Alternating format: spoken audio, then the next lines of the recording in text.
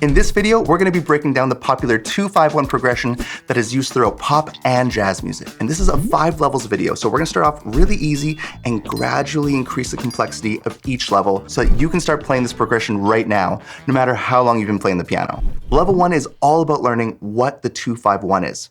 The 2-5-1 sounds like this.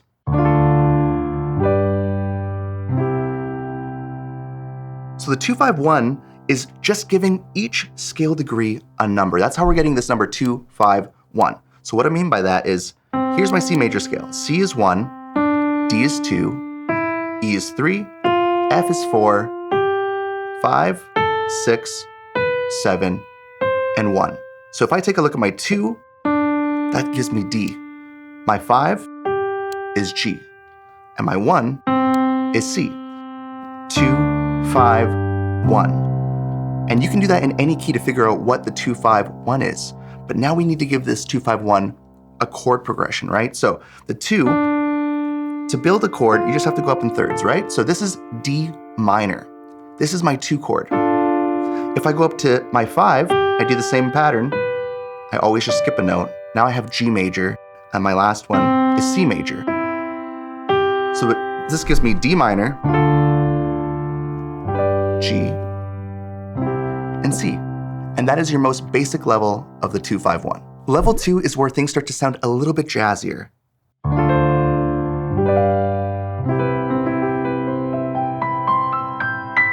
So this is because we're adding something called the 7th chord.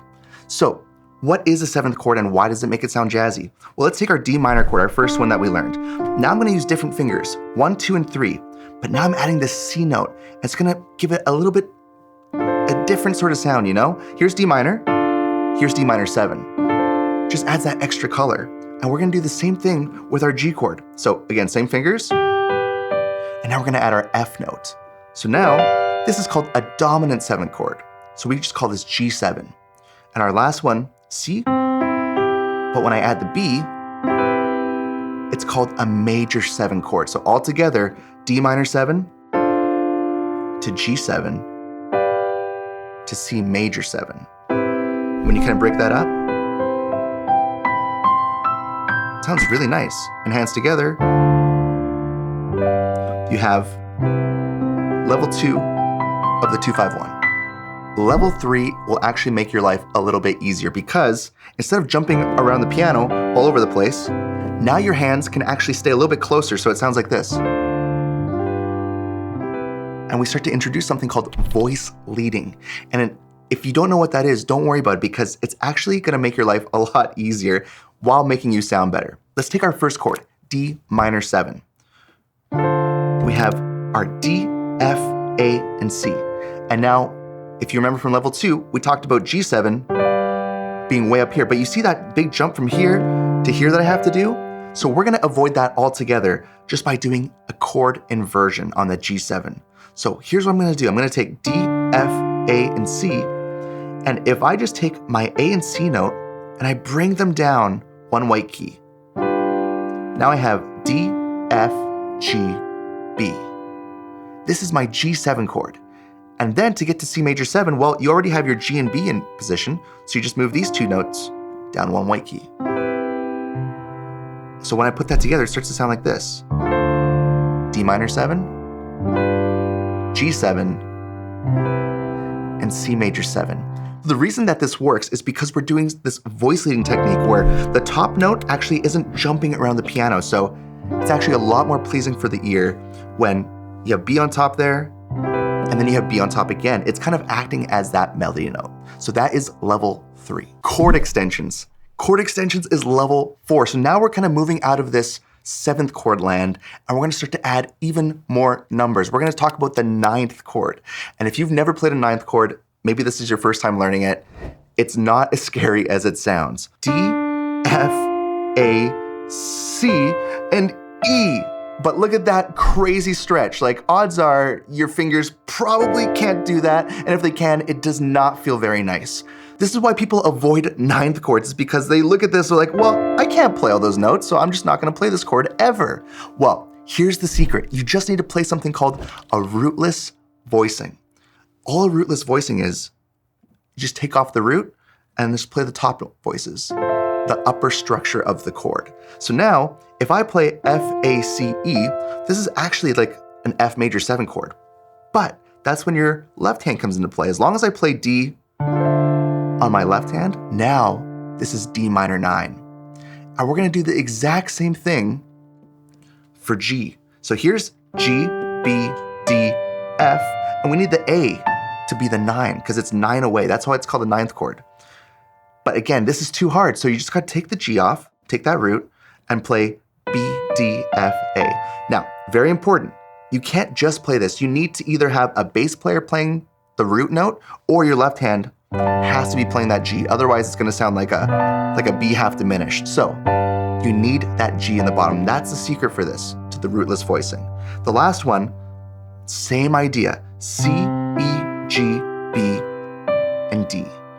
There is our rootless voicing, so take off the C and just play E, G, B, and D. So let me play this for you, just the rootless voicings. F, A, C, E, B, D, F, A, E, G, B, and D. So if I add my left hand now, it'll start to sound like the chord progression.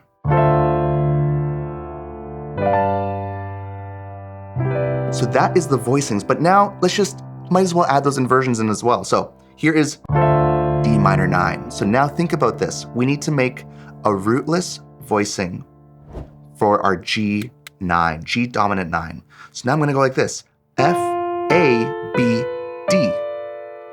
You notice I don't have a G in there. It's just an inversion of what we were doing before, but as long as I play G in the left hand, there's my G9. And I can go to C major 9 really easily. So one more time, here it is. 1, 2, 3, 4, 2, 3, 4.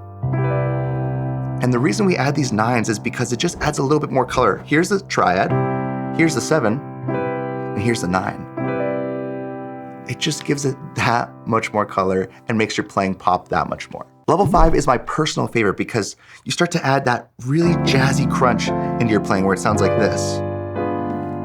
And that's all the chord alterations that we're adding to this level. And so people like to stay away from alterations because sometimes it scares them. They see these like 7 sharp 5 chords, or like this sharp 9 sharp 5, or like a flat 9, or like, you know, a 13 chord with a flat 9. Like there's all these scary sharp symbols and flat symbols, and sometimes you don't know what they mean. So here I'm gonna show you the easiest way to jazz up your 2-5-1s by just changing one note.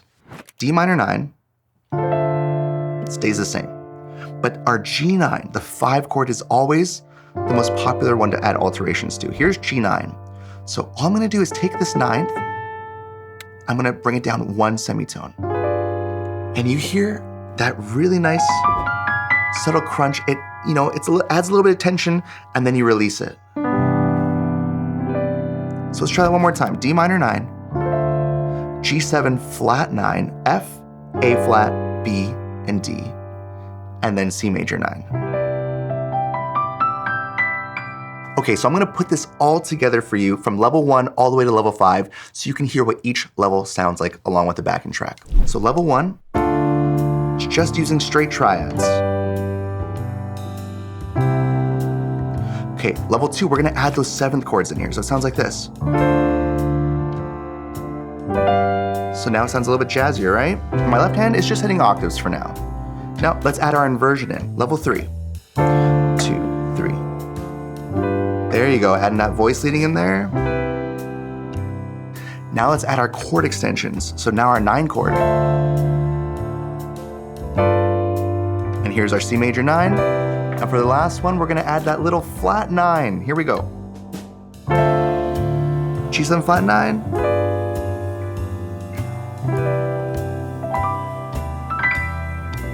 So there you have it, the 5 levels of the 2-5-1 chord progression. If you want to get the most out of this lesson, I actually have a 5-day challenge inside of our Pianote members area where we go over the 2-5-1, one level at a time, and it's just a guided workout where I'm practicing right alongside you. So if you want to check that out, make sure you check out the link in our description for your free 7-day trial. I love these types of videos because you can come back to them often.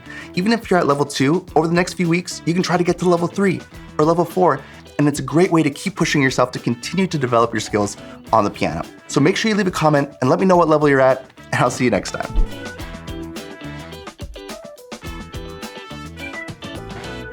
So let me know what comment you are in the level down below.